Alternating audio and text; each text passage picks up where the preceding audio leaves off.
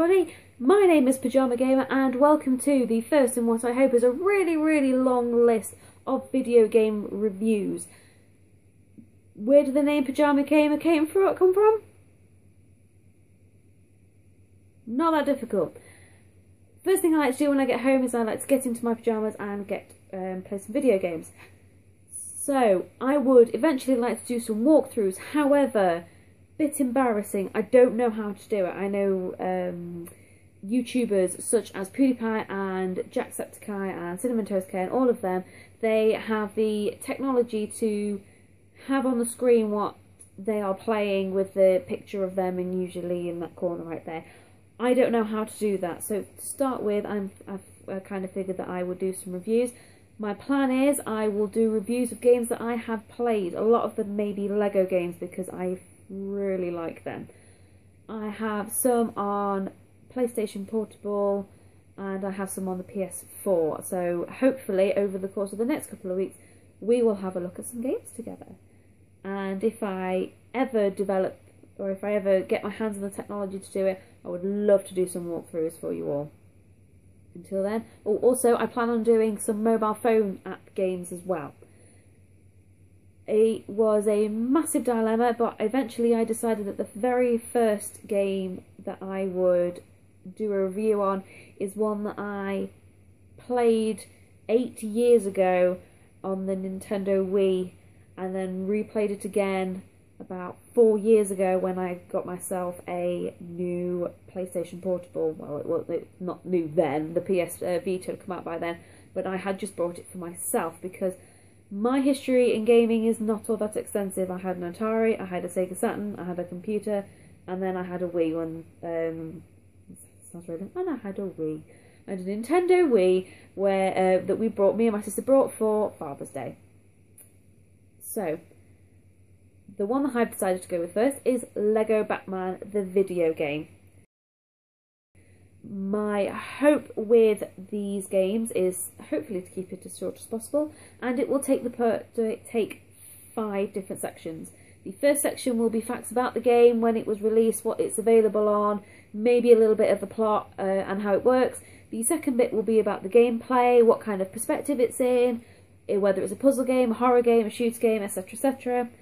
Afterwards it will be things that I really like about the game. After that it will be things that I don't really like about the game.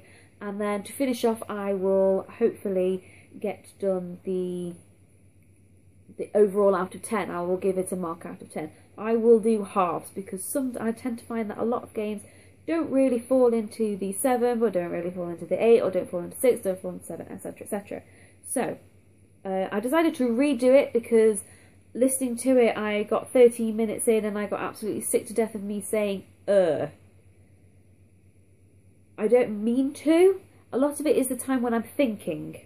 So I'm going to hopefully try and zip through it and not take my time, because I tend to find that when I take my time is where the comes out because I'm reading. I will be looking off to my right because I made lots of notes of what I wanted to say, facts, things that I like, etc, etc. So I will be looking through and I apologise in advance. So, to start with, the game was released in Europe in October 2008. I believe it was released in Japan in September 2008 and it was released elsewhere in November 2008. I don't really know where, it did specifically say where and I completely forgot, I'm so sorry. It is currently available on Xbox, PlayStation 2, PlayStation 3, PlayStation Portable, Nintendo DS, Wii, and in April 2009 it was released on Mac OS X. As I already mentioned, I only had this game on the Wii and the PSP. I know that other consoles may have a very different view of how it looks. So my review is based on the ones that I had. I'm not a very big fan of doing a review of a game that I have not played. What's the point? It's done really well with reviews. It's got 7, the lowest I've ever seen it is a 7 out of 10, the highest is between 8 and 9. Overall, as of May of 2012, it sold 11 million copies over across the different consoles, which is fantastic. I can see why. To say it was 2008, it was a pretty good game. I thoroughly enjoyed it. The main plot of, well, not the main plot of the story, the main aspects of the story is you can play as the heroes or the villains. You have 3 stories in each section. And the villain side usually is a prequel to the hero side. So the hero side, you meet them up, they're doing whatever. The villain side is saying, right, well, how did they get to where they are in order to fight Batman and Robin, which I quite like. Each of the 3 stories has 5 sub-stories. So in the hero side, as you walk into the Batcave, you have the Batmobile to my left, the Bat boat in the middle, and the Batcopter on the right hand side. The Batmobile is the Riddler's story, the Batboat in the middle is the Penguin's story, and the Batcopter on the right is the Joker's story. They are the main bad guys in each of them, and each of the main bad guys have 4 kind of main henchmen, and then you fight lots of kind of like underlings across it. At the end of each sub-level, you tend to capture one of the main 5. It's usually just in any order 4, and then the last person that you capture in the level is usually the main one, which is either I've got the names already: Riddler, Penguin, Joker. There are 4 kind of normal levels where you have to do puzzles. You have to go here, you have to go here, you have to fight this, you have to fight that, and each of them has their own vehicle-based level, and that is tied into the vehicle that you use to access it. When you leap into the Batmobile, everything is about the Riddler, and I think it's normally about halfway through, so it's about number 3 is the car-based level. In the boats, it's a boat, and in the car you fly, which is quite nice. We're very interested to see how many times I do it and whether I end up doing this again. With the Riddler, you also fight Two-Face, Mr. Freeze, Poison Ivy, and then there's another one. Oh, Clayface, that's it, Clayface, and then the Riddler's the last person that you fight. With, sorry, I need to turn it over. With the Penguin, you have, sorry, just put that there. You have Catwoman, Bane, Killer Croc, Man-Bat, and then with the Joker, you have Harley Quinn, Killer Moth, Mad Hatter, and Scarecrow. Each of them, there is a purpose. They all have their own little story that they're doing. This is one of the things that's quite interesting, is because this game followed on from Lego Star Wars and Lego Indiana Jones. Now, the Lego Star Wars and Indiana Jones are heavily weighted towards you kind of following the way the film went, basically. However, this one doesn't follow the films or the TV shows. It is literally, they've created their own story for the purpose of the game. So it's kind of nice because they have that freedom to do what they like. They're not tied down. So the Riddler wants to rob the city. The Penguin wants to control all of Gotham with the use of miniature robotic penguins that also explode. They can be annoying, watch that.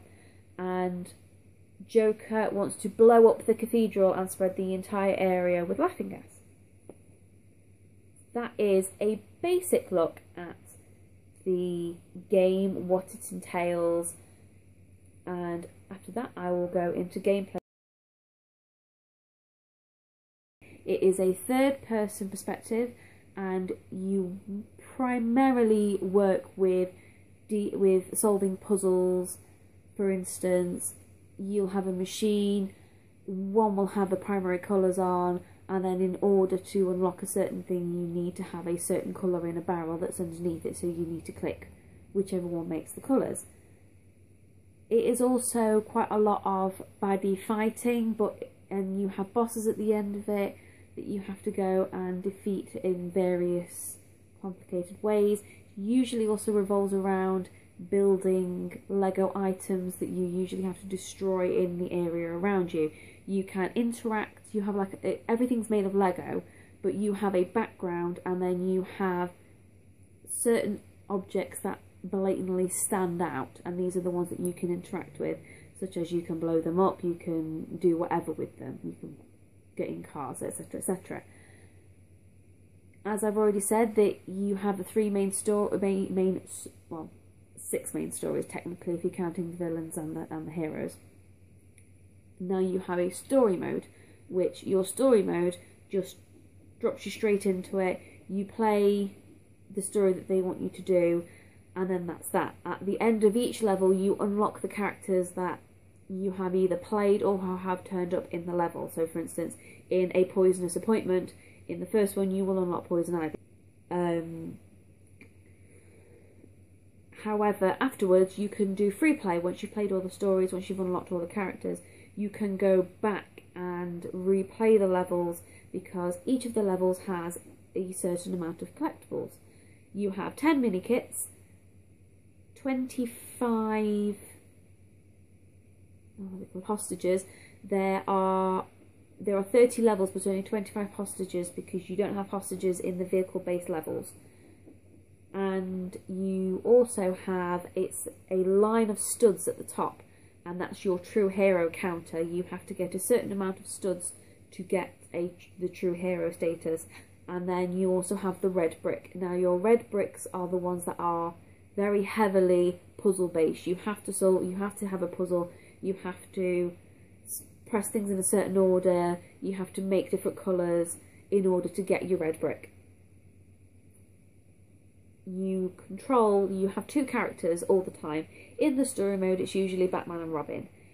In the free play mode you can have a team of 8 people, but you still only have 2 Lego characters, but you can then change it to the other people that you have elected to be on your team.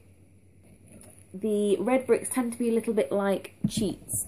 On the hero side of it, Batman and Robin have suits. Now you can upgrade these suits to do different things depending on the suit. That is where your hero red brick comes in. You use them and they will upgrade your suits to help you. On the villain side of it, however, the red bricks that you collect is extra to help you in the entire game. So you will have certain things like ×2 studs, where if you unlock it, every stud that you get is worth double. There's ×4, which is worth quadruple, ×6, ×8, ×10. You will also have things like the mini kit and red brick detectors, which will indicate to you where there are things for you to find. This can be very helpful, particularly when you are going back in, because if you don't know where it is, you are basically going in blind. You might as well just be doing it in story mode again. It's like you've never been in. Certain characters can unlock certain things. For instance, there is in water, or liquid type things, there's usually like a patch, a very tiny patch, it's not the equivalent of that on a console, that sparkles. Mr. Freeze can freeze it, and you can then further access areas that would be otherwise off limits to you if you didn't have him.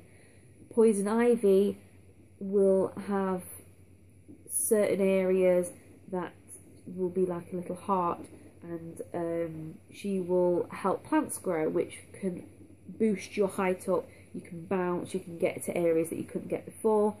And the Joker he has, what are they called? Do you know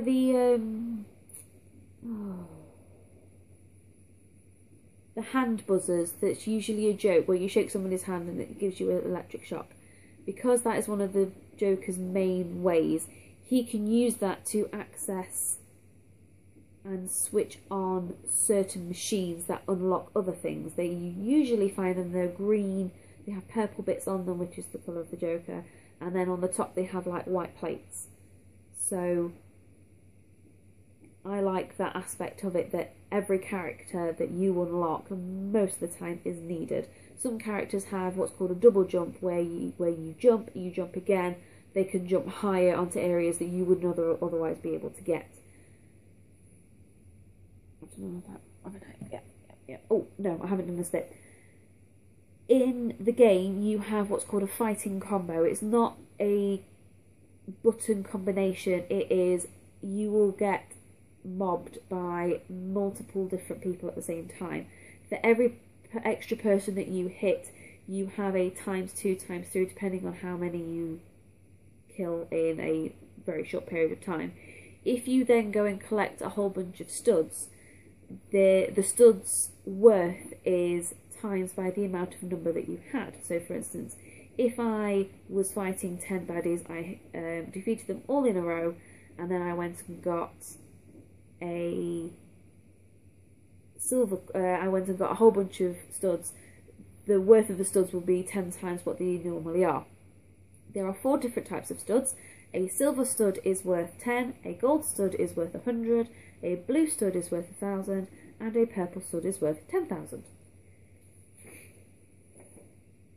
You use the studs because they do automatically unlock the characters, but there are added extra characters that you then need, that will be unlocked but you will need to buy. There will be vehicles that you will need to buy, the suit upgrades you need to buy, the red brick extras you need to buy. So always make sure that you keep them on, try and get as many studs as you can if you want to get to the 100% like I normally like to do. The main bit of the game is in 2 locations. One is the good guy section, which is the Batcave, and one is in the villain area, which is Arkham Asylum. They both have exactly the same kind of setup. They both have access to the computer that you buy all your upgrades and your characters from. They both have a character creator section where literally, as the name suggests, you can make up your own Lego character. You can design him yourself from whatever colour, pants, belt, t-shirt, head, arms, hands, etc, etc. There are 2 secret levels, one in each, Wayne Manor and Arkham Asylum, and they usually take the form, I think they both take the form of you go in and you need, in order to leave, you need to get 1 million studs, and there are a whole different bunch of things that you can do in order to get those 1 million studs. Now there are some character tokens, as I've said, that you tend to unlock the characters via that way. There are some that you can only unlock in different ways. For instance, there's one, I'm promise hand on my heart, probably got this wrong. There's Ra'agul, where in order to unlock him / her, I don't really know, you need to achieve 100%. There is Azrael, Huntress, Spoiler and Black Mask, where you can only create them using the character creator, and then there is also the character Hush, and as I mentioned before, there are 25 hostages that you need to release. Once you've released all those 25 hostages, you will unlock Hush. Like that.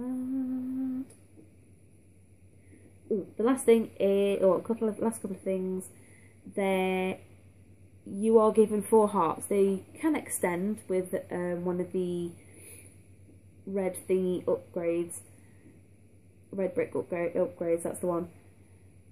You have 4 hearts, and if you take damage, your hearts go down until eventually, where you have no hearts, your Lego character explodes, so that it's like they are literally taken apart and just dropped on the floor. However, you automatically respawn exactly where you were. You don't have a checkpoint, you're not set back anywhere, and there is no limit to the amount of times that you can respawn, which I quite like, because sometimes you can die in a very awkward, very irritating situation, and the thought of them being sent back to a checkpoint, I think I would have rage quit by halfway through the first level. It would have done my head in. Each level, as I've already mentioned, has 10 mini-kits, and inside each mini-kit there is a Lego piece, which combined with all of the others creates a object. Now the object that it creates is something that is either seen or is something that is linked into the level that you have played. So one of them is the bank that is robbed. At the beginning of one of them, when you have to stop Clayface when he's breaking into a bank, he builds a little gold mansion. And after a while, when you get all the 10 mini bricks, you realise that the mini kit collection is Clayface's Gold Mansion. The first time you meet the Joker, the mini kit combination, when you put them together, is a Joker card. So that's it. Oh, no, that isn't it. Once you have all 10 of the mini kits, you are rewarded with a whole mess of Lego studs, which, as I've said before, because you need to buy them, can be very useful, so make sure you get them. Right, so next is what I like about the game. So I like the fact that it's relatively simple to use. There is no difficult combinations to remember. It is very, because obviously it's usually designed for children. I'm not saying anything, I'm a 26-year-old, I love them to bits. So it's you can pick it up and pretty much within 5 minutes know what you're doing. The puzzles are relatively easy, there's nothing overly complicated, there's no really difficult platforming. So if you want to come in, you just want to sit down, you want to play a really easy game, you don't want something that's going to make you rage quit, this is one of the reasons that I like it. You have a counter to tell you how far of the game you have progressed. As somebody that likes getting 100%, this is something that I really like about it. There are certain games that I have played over the years where you haven't unlocked something, you haven't got something, but it doesn't tell you how to get it. So sorry, you want to do the best that you can, but you don't really know how. You don't really know how to get that next level, whereas this will tell you, right, in order for you to get higher, you need to get this, you need to get this, you need to get that. I quite like that. Some people don't, fair enough. You know, feel free to leave your thoughts about the game, but make sure it's constructive. Just the game sucks doesn't really help anybody. One of the other things that I like is the slapstick comedy in it. It's usually centered around Robin. Batman is usually very serious. This must be done, save the world, etc., etc. Whereas Robin is the opposite end of the spectrum, and usually he's the one that slips over and falls flat on his face, falls over a banana, has something thrown at him, gets thrown over here, thrown over there, will usually kind of stand up and he's got a bin on his head or something. And as somebody that quite likes slapstick, it's one of the things that I thoroughly enjoy about it. I also like the fact that there are a lot of recognisable characters that you can play. I admit, hand on heart, I haven't watched the Adam West version of Batman, so there are certain characters that I don't really know. There's quite a lot, but I've seen the films, so there are more than a few characters who I know and recognise, and it's quite nice to play as them for a change, rather than just, oh, I'm Batman, I'm Robin, I'm playing Batman, I'm playing Robin, and leaving it at that. It's quite nice to be able to interact and come and explore the other characters that are available. As I've already said, most of the characters have a purpose in order to achieve a mini kit. This is one of the things that I really like about the game, and I've probably said that about all of it, is I currently have Lego Batman 3, and I have to admit that I only play as a minimum of about 3, maybe 4 characters, and that's it. I like this thing that you don't unlock a character and then ignore it. It's never just there in the ether, I've unlocked it, yay. You have to have that person, you have to play as them. Otherwise, there will always be something that you can't get because you're not playing as them. It's a fantastic way of keeping that character in your mind. I thoroughly like that. I like that it's suitable for all languages and ages because there's no dialogue in it. There's no adult only humour, there's no child only humour, there's no references that you won't get now because it was 8 years ago. It's not something that if you are in America you don't get because it's an English joke and vice versa. so it has a very large audience, and I quite like that. Another thing that I like is there's no real dislikable characters. They're not setting you out to not like this character. They're not doing everything in your power to dislike a character. They are just there. You get to play as them, you get to explore them, you get to see some of their funny attacks. It's quite nice. I like the fact that you get to play as good and bad characters. You know, sometimes you don't always want to be the hero. Sometimes you want to be the baddie. You want to fight the coppers. You want to ruin things and smash stuff up. And I like the fact that you have the opportunity in this game to do that. And the whole basis of that is set around Arkham Asylum. Another aspect that I like is that there's no limit to your respawns. It's an annoyance, as I will get to later, but at the same time it's also a good thing, because there will be certain aspects where you will die a lot.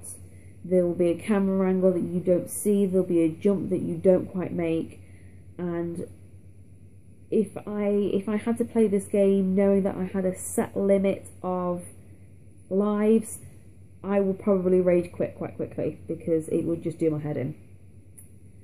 There's also, as a tie-in to that, they don't send you back to a checkpoint. It's not a case of, right, you've died 3 times, you're going back here, and you have to do all of it again. It's very much that. However, tying into the things that I don't like about it, that same aspect can be annoying. One of the things that I like about the newer games is that most of them have 2 or 3 chapters, which mean, and they will tell you what's missing in that. So for instance, if you haven't saved Adam West, you'll see it's in that first bit. In this one, however, for instance, you know that you've only got 8 mini kits out of 10. You don't know where they are. You think you've done everything, and if you do not have that mini kit and red brick detector unlocked, forget about it. You are the blind leading the blind. You are smashing everything, you are trying everything. And if you've just done it as a story, gone back and done it as a free play, and then having to go back again to do it as a free play because you don't know where things are, it can get really, really frustrating and boring. This is one of the things I don't quite like about it. And if it's right near the end, you have to redo the whole of the thing. There is no, well, I know it's about here, so if I can start it here, do this bit and then go. No, you have to start at the beginning, you have to go all the way through.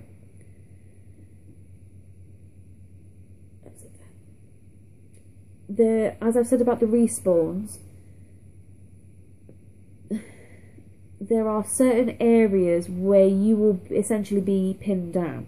I am looking at a particular level in the first one where you're there with Robin. You are fighting the Riddler and Two-Face, and in order to fight them, you need to reflect things that they are firing at you back at them, which means you need to build like a giant mirror type thing. The only problem is you're a sitting duck. They have full access to hitting you, which means as you're trying to build, they're shooting at you. You build a bit more, they shoot at you. You build a bit more, you explode. And you can't build it because you keep getting shot at. And you keep getting shot at because you can't build it quick enough. That can be very frustrating because you just want to finish it, you just want to go, and it's not letting you. In relation to that is, when you do explode, you tend to lose studs. It's not too bad when you're at the beginning of the level because you know full well that you can make it up. However, when you're right near the end of it and you're right near that true hero, and you know you keep dying and you know you're not picking them all back up to keep you at the same level, you just know that you just go, that's it, I've not got true hair on this. They don't really, it can be very relentless and very brutal in that aspect. Another aspect, it's not really their fault because it was 8 years ago, they didn't really have the technology that they have now, is there's only 2 very small areas that you can explore, which is 2 rooms in the Batcave and about 4 rooms in Arkham Asylum, but they, overall size-wise, they're both the same. Whereas in the newer games, they create a whole city, there's loads of stuff for you to do, whereas in here, there is not that much. It can make it a little bit easier if you want a quick 100%, but if you like going into quests and things like that, you're not going to find it on here. Just a fair point. The last thing that I find really annoying, and it's not just this game, I'd love to say that it is just this one. It's not Resident Evil 4, looking your way on this one, and I know probably a lot of you know what I'm going to say next, is the artificial intelligence, the AI, the characters. It's not so bad in the sense that with the Resident Evil one, you have to keep her safe, you can't let her die. Whereas in this, it's not quite like that. If they're dumb enough to go into the line of fire, you can let them die. The annoying thing is that they tend to have to follow a line behind your character. So whatever your character does, your AI will do exactly the same no matter what it is. So you have to be so careful when you jump on things, where you go around corners. You can't take a shortcut, because if you take a shortcut, your AI will not have the intelligence to follow you in that particular way. Which means you jump up, you do what you want to do, you go to swap it to the other person, and I know what you found. They are all the way back on the other end of the thing, which means you then need to go back and take them all the way back over. They get better. I tend to find that I've found that with the newer Lego, they do help a lot more. They'll help you fight bad guys, but not so much with this one. The only other thing is that the game can probably be a little bit too quick and easy if you wanted to, and if you have the timing. I probably have done it before. You can complete this game very quickly if you don't want to get the 100%. If you do want to get the 100%, it might take you a little bit longer, but apart from that, it's quite quick. So my final thing is my score out of 10. I would give it a 7.5. I think there's a lot better games out there now. I think for the time, I think it was an amazing game, and there are still factors about it that I prefer over the newer games. I still really enjoy this. I still really enjoy it. However, so that's why it is quite high. That's why it's a 7.5. I don't think it deserves a 7. I think it's better than a 7. But at the same time, I don't think it deserves an 8. I think there's too much too much development needed, which they've come to now, which kind of makes this review pointless, but whatever. It needed a lot doing to it. They've done it, and I can tell that this was, as with the earlier ones, just a big learning curve. And to be honest, I found it a very enjoyable learning curve. So, thank you very much for watching. I hope you've enjoyed it. I hope I haven't said too much. If you want to, feel free to tell me how many I have said. I'll be very interested to see. I honestly, hand on my heart, I don't mean it. And I have a feeling that I have used other words to try and counteract it, such as so, and etc, etc. And I apologise. There might be some words that I use excessively. I think it's a nervous thing. I think it's something that I will work on as my confidence grows as I do the videos. But if you gave it a like, if you like it, hit the like button and hit subscribe. I need to go to bed. If you liked it, hit the like button. If you want to, please subscribe. And I hope to do another Lego game. I think I might do Lego Indiana Jones next. I will try and get it done as soon as possible. I'll probably upload this tomorrow because I need to smush it all into one video, as I've had to do it in about 3 different parts. I think most of them will follow that form because I am filming it on my phone. So thank you very much for watching. Thank you very much for your time, and I will see you all in the next video.